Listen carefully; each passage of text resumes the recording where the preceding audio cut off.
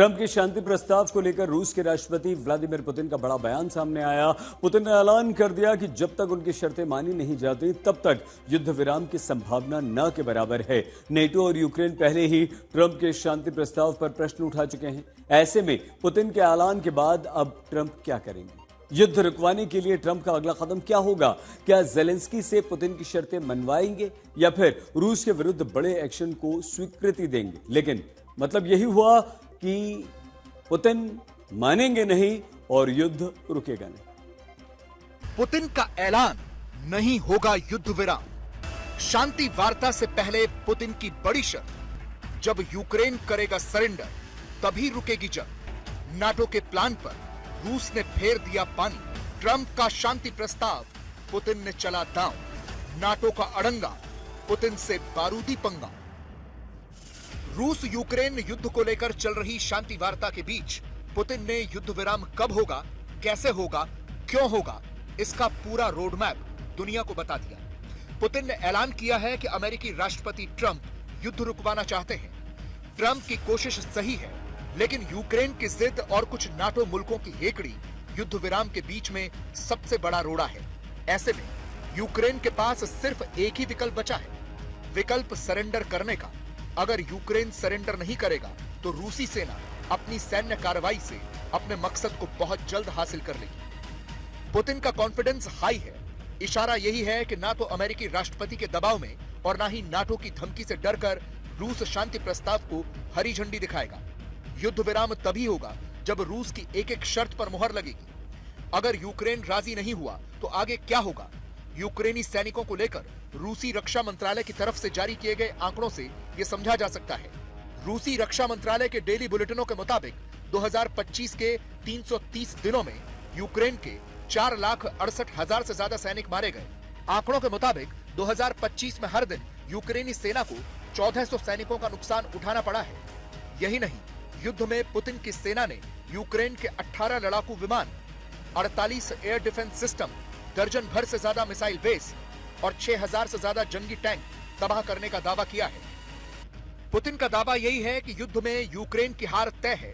NATO मुल्कों से मिले हथियारों से युद्ध के हालात नहीं बदले।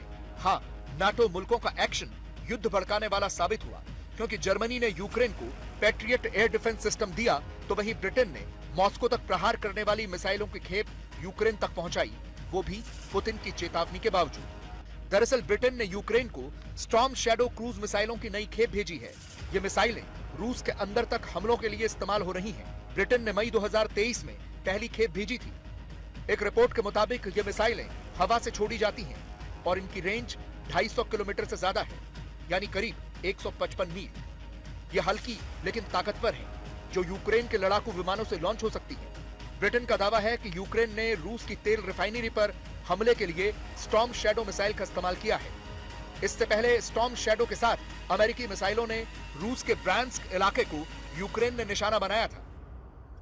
पिछले महीने यूक्रेन के राष्ट्रपति और नाटो के महासचिव मार्क रूटे से मुलाकात के दौरान ब्रिटेन के प्रधानमंत्री स्टारमर ने ऐलान किया था कि अब ब्रिटेन से यूक्रेन को 5000 से ज्यादा मिसाइलें मिलेंगी। ऐसा क्यों, इसकी वजह भी समझिए। दरअसल ब्रिटेन, फ्रांस और जर्मनी को लगता है कि यूक्रेन के बाद किसी भी वक्त पुतिन यूरोप पर हमला कर सकते हैं। यानी पुतिन का प्लान सिर्फ यूक्रेन तक सीमित नहीं है। अगर यूक्रेन युद्ध में पुतिन की हार नहीं हुई तो पूरा यूरोप रूस के निशाने पर है। जर्मनी तो दावा कर चुका है कि उनके विरुद्ध पुतिन युद्ध छेड़ चुके हैं। वॉल स्ट्रीट जर्नल की एक रिपोर्ट के मुताबिक रूस की जंगी तैयारी सिर्फ यूक्रेन तक सीमित नहीं है। समंदर में रूस की नौसेना महायुद्ध के लिए तैयार है। पुतिन के मिसाइलों के निशाने पर यूरोप के देश हैं। उत्तरी अटलांटिक और नॉर्थ सी में रूसी सेना तैनात है। रिपोर्ट में दावा किया गया है कि पूरा यूरोप पुतिन की मिसाइलों की रेंज में है। आज यूरोप का कोई भी बड़ा शहर रूसी मिसाइलों की रेंज से बाहर नहीं है। कलिनिनग्राड और बेलारूस में इस्कंदर मिसाइलें तैनात हैं। पोलैंड, बाल्टिक देश और पूर्वी जर्मनी इस्कंदर की रेंज में है। वहीं समंदर से दागी जाने वाली कैलिब्र मिसाइलें तैनात हैं। कैलिब्र की रेंज में ब्रिटेन, जर्मनी, फ्रांस और दक्षिण यूरोप है। फ्रांस से लेकर जर्मनी तक, ब्रिटेन से लेकर पोलैंड तक लगातार रूसी हमले की आशंका जता रहे हैं। दावा यही है कि रूस किसी भी वक्त नाटो मुल्कों के खिलाफ युद्ध छेड़ सकता है। नाटो महासचिव तो रूस को युद्ध की धमकी तक दे चुके हैं।